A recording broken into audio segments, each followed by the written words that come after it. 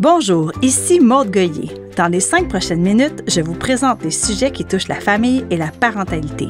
Bienvenue à Famille à la Une.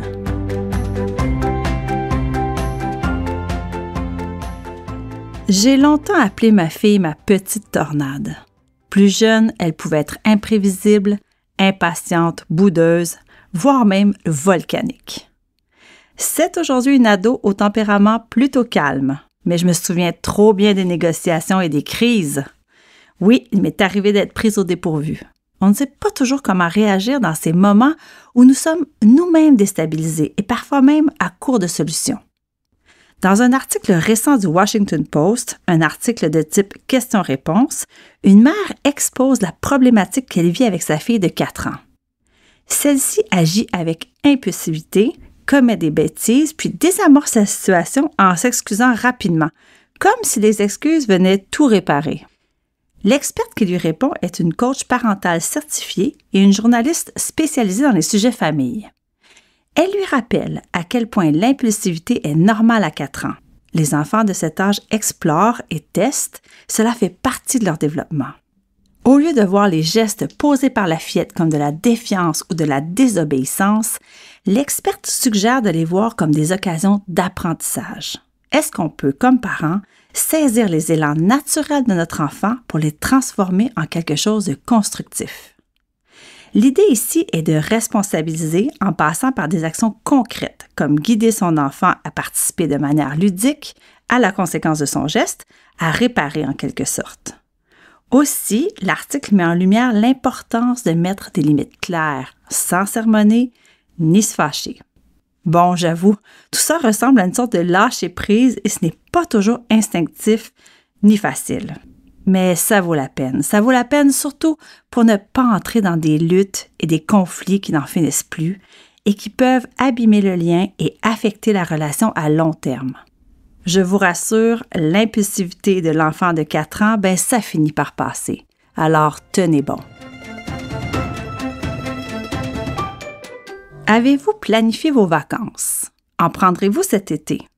Seul ou en famille? Est-ce que ma question vous surprend? Plusieurs parents, plusieurs mères en particulier, se sentent toujours un peu coupables de partir en solo. Bon, on va se le dire, on n'a pas toutes les ressources pour le faire, on n'a pas tout le réseau non plus pour le faire. Et il faut aussi souligner qu'on ne ressent pas tout le besoin de partir. Et c'est correct, c'est valide. Mais je vais être franche avec vous. J'ai toujours ressenti un grand calme, une grande sérénité à partir seule 2, 3 ou 7 jours. Pour me ressourcer, pour respirer et pour boire mon café chaud. Bon, peu importe l'âge de mes enfants, même quand ils étaient dans la petite enfance, ça m'a toujours fait le plus grand bien. Et cela ne veut pas dire que ce soit des vacances exotiques ou chères ou bien loin de la maison. Mais ça fait du bien, des fois, simplement d'être à l'extérieur de la maison, tranquille, avec le moins possible de tâches à faire et de charges mentales. Et non, je ne prépare pas tout avant de partir, je ne fais pas la liste des soupers, je ne gère pas non plus l'horaire à distance. Le but ici, c'est de décrocher, pas de s'en rajouter.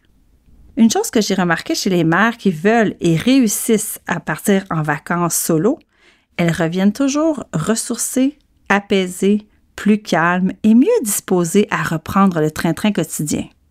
C'est presque comme remettre le compteur à zéro. Je vous souhaite de le faire, si vous avez envie de le faire, et de chasser la culpabilité. Et je nous souhaite, en tant que communauté, en tant que société, de ne pas juger celles qui le font ou celles qui, au contraire, ne sont pas du tout intéressées à le faire. Après tout, chacune son truc.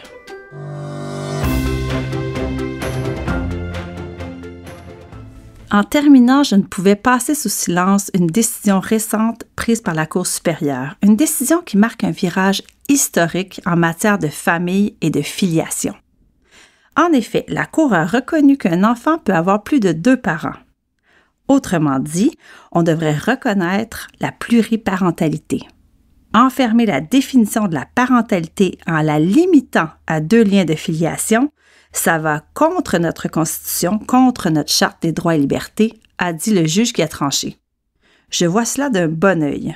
Voilà bien une autre étiquette mise aux poubelles. Après tout, ce qu'on veut, c'est que les enfants soient aimés, reconnus, entourés, supportés. Qu'on soit 1, 2 ou 3 à le faire, qu'est-ce que ça peut bien changer entre vous et moi? Bon, là-dessus, le temps file et il faut que je me sauve. Merci d'avoir été là et à bientôt.